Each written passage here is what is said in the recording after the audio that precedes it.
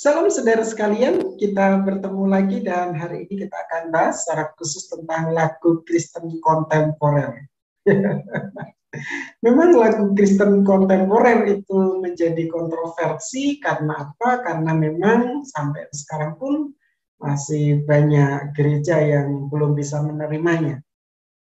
Yaitu masih terkait dengan musik Kristen kontemporer dan kadang itu gereja-gereja tertentu saja, aliran-aliran karismatik ya, dan beberapa walaupun juga ada gereja-gereja yang mungkin dari gereja-gereja tradisional church yang mempertahankan dengan musik organ dan semuanya lagu himnenya, tapi kenyataannya sekarang di kalangan pemuda mereka sudah mulai menggunakan lagu-lagu Kristen kontemporer yang didapat dari video kaset atau apa ya dari ini ya YouTube ya, dan mereka sudah mulai pakai di dalam ibadah-ibadah mereka.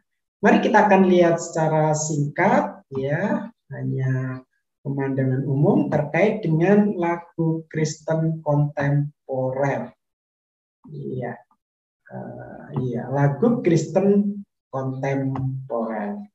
Nah, kita mencoba memahami sebenarnya lagu Kristen kontemporer itu seperti apa. Walaupun secara umum mirip dengan lahirnya musik Kristen kontemporer. Pada masa kini banyak ditemukan lagu rohani kontemporer yang digunakan di gereja sebagai nyanyian jemaat.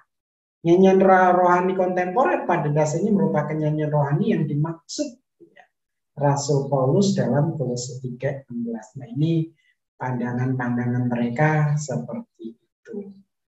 Yang membedakan nyanyian rohani ini adalah mengenai penggunaan lirik yang lugas, kontekstual, dan struktur melodi yang lebih mudah diingat dengan irama pop yang bersifat kekinian.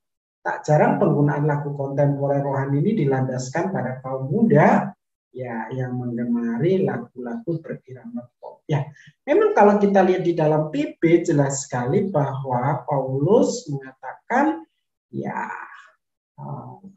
ada mazmur ya, kalau kita kidung pujian dan nyanyian rohani. Nah, beberapa orang dari kelompok ini mengatakan bahwa ini maksud dari lagu Kristen kontemporer merujuk ke sana, tetapi lebih dikontekstualisasikan di dalam konteks sekarang dan iringan musiknya pun disesuaikan dengan irama-irama musik kekinian. Ya, seperti itu. Karena apa? Karena dalam konteks ini ya nyanyian Kristen atau lagu Kristen kontemporer ya.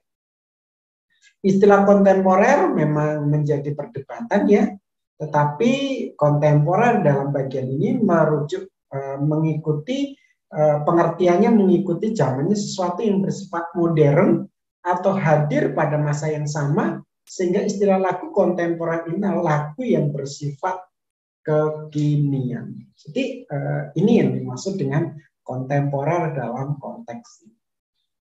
Lagu rohani kontemporer lahir dalam konteks Jesus Movement, ya, seperti dalam sejarah musik Kristen kontemporer ya, di California, yaitu orang-orang yang mencari jalan keluar dari masalah yang menimpa. Dalam bahasa yang lebih mudah untuk dipahami oleh orang-orang yang hidup pada masa kini, musisi gereja berusaha menyajikan musik yang mempresentasikan kerinduan kaum muda untuk memuji Tuhan. Fokusnya kayaknya dulunya kaum muda ya. Kemunculan lagu rohani kontemporer sebagai nyanyian yang dipilih dalam peribadatan tidak bebas dari hambatan. Ya, banyak kritik dari pihak yang skeptis terhadap kehadiran lagu kontemporer, lagu rohani kontemporer pun bermunculan. Misalnya ada unsur subjektivitas yang tinggi, humanisme yang menonjol, sifat anti keintelektualitasan, psikologisme, profesionalisme, konsumerisme, dan pragmatisme. Artinya orang-orang yang tidak setuju terhadap kehadiran lagu-lagu Kristen kontemporer atau lagu-lagu rohani kontemporer ini beranggapan bahwa ya lagu-lagu kontemporer, rohani kontemporer itu ya itu subjektif. hanya menekankan sisi kemanusiaan. Ya, itu mungkin konsumerisme. Ya, karena memang lagu-lagu lagu-lagu Kristen kontemporer, lagu-lagu rohani kontemporer itu dalam konteks sekarang kan biasanya diwujudkan dalam rupa kaset atau apa yang itu bisa diperjualbelikan seperti itu ya.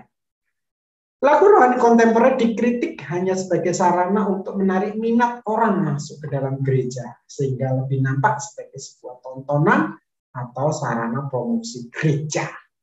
Ya, kadang untuk gereja-gereja tertentu mendatangkan artis-artis tertentu untuk menyanyikan lagu-lagu tertentu, yaitu lebih kepada penggunaan musik lagu rohani kontemporer ya, seperti itu. Sehingga itu yang sering dikritik. Kesegaran memang diperlukan bagi tiap jemaat untuk memuji Tuhan lewat nyanyian. Tetapi sebagai generasi penerus meninggalkan apa yang telah diwariskan oleh pendahulu bukanlah hal yang bijak. Kecenderungan gereja karismatik dalam menyingkirkan buku kidung pujian atau mazmur, ini pendapat penulis ya, dengan beranggapan bahwa mengubah nyanyian di masa lalu dalam arti menikmati wahyu yang disampaikan Allah dan menyatakan bahwa lagu kontemporer lebih relevan dan semua. Jadi saudara sekalian, dalam konteks ini hanya pemahaman saya yang saya dapatkan ya. Jadi kalau kita lihat memang boleh dibilang jemaat itu butuh sebuah kesegaran, lagu-lagu yang lebih menyegarkan, yang memenuhi kebutuhan perasaan, gitu. Jadi yang memenuhi kebutuhan perasaan. Tapi memang dari sisi lain, kalau memang sudah menekankan hal itu, akhirnya kalau sudah menggunakan lagu-lagu itu, akhirnya ya otomatis memang meninggalkan ya tradisi lagu-lagu himne yang lain. Sehingga kadang gereja tertentu itu memadukan, itu yang menarik, antara lagu Kristen kontemporer dan juga lagu-lagu himne tetap dinyanyikan secara bergantian di gereja. Ya, jadi ini menjadi sesuatu hal yang menarik.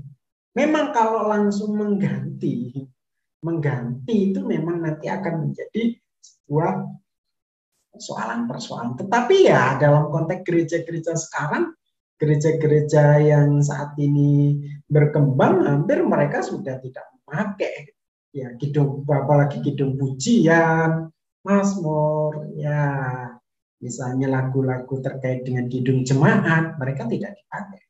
Gereja-gereja karismatik sekarang kan, ya, mereka sudah memakai lagu-lagu yang boleh dibilang lagu rohani kontemporer yang mereka bisa dapatkan ya melalui ya musik-musik yang beredar kan begitu. Nah, seperti itu. Ya, bagi mereka lagu-lagu itu lebih menyentuh, lebih memuaskan dari sisi perasaan, dan mungkin juga lebih mendekatkan dalam sisi persekutuan dengan Tuhan. Ya, dan itu mungkin sangat cocok bagi mereka. Bisa membuka hati jemaat saat beribadah, untuk bisa bersekutu, merasakan hadirat Tuhan, dan lain sebagainya. Ya, itu memang menjadi sebuah polemik. Harus diperhatikan bahwa jika gereja sudah mulai menentukan bentuk nyanyiannya mana yang lebih baik dan yang tidak baik, maka gereja sudah tidak berada dalam upaya menyenangkan Tuhan lewat ibadah dan nyanyian yang disampaikan. Gereja seyogianya dapat memfasilitasi kebutuhan seluruh anggota jemaat, bukan sekelompok anggota jemaat. Di tengah-tengah jemaat yang heterogen, gereja harus mampu mempersembahkan sebuah ibadah sebagai persembahan yang homogen bagi Allah. Jadi saudara sekalian, memang inilah yang menjadi polemik-polemik ya terkait dengan lagu Kristen kontemporer, di mana dari satu sisi memang ya kita harus bisa mengakomodasi kebutuhan-kebutuhan akan anggota jemaat tertentu, tetapi juga kita sebenarnya dalam konteks ini tidak bisa memaksakan Nah, itu ya. Karena pada intinya memang ibadah di gereja itu bukan untuk menyenangkan satu kelompok tertentu, tetapi melalui pujian, penyembahan yang kita nyanyikan di dalam ibadah itu untuk menyenangkan Tuhan, menyenangkan Allah lewat ibadah dan nyanyian dan pujian yang kita sampaikan. Jadi dalam konteks bagian ini memang ya inilah faktanya. Ya, terjadi sebuah kontroversi. Jadi terkait dengan nyanyian rohani kontemporer ini memang menjadi sampai sekarang masih menjadi perdebatan. Tetapi banyak gereja sudah menerimanya, mengakomodasinya, dan boleh menerapkan di dalam ibadah. Tapi ada beberapa gereja yang masih belum, ada proses mungkin. Masih belum, dan itulah faktanya begitu. Walaupun begitu ya gereja-gereja tertentu kadang untuk di remaja pemuda itu sudah banyak yang memakai lagu-lagu Kristen kontemporernya. Ya, saya berharap ini membuka wawasan kita dan menambahkan apa ya semangat kita untuk bisa introspeksi dan evaluasi diri, sehingga akhirnya kita bisa menjadi orang-orang Kristen yang sungguh layak, yang benar di hadapan Allah dalam hal memuji mengagungkan Tuhan. Ya, saya rasa itu yang saya bisa sampaikan. Tuhan Yesus memberkati.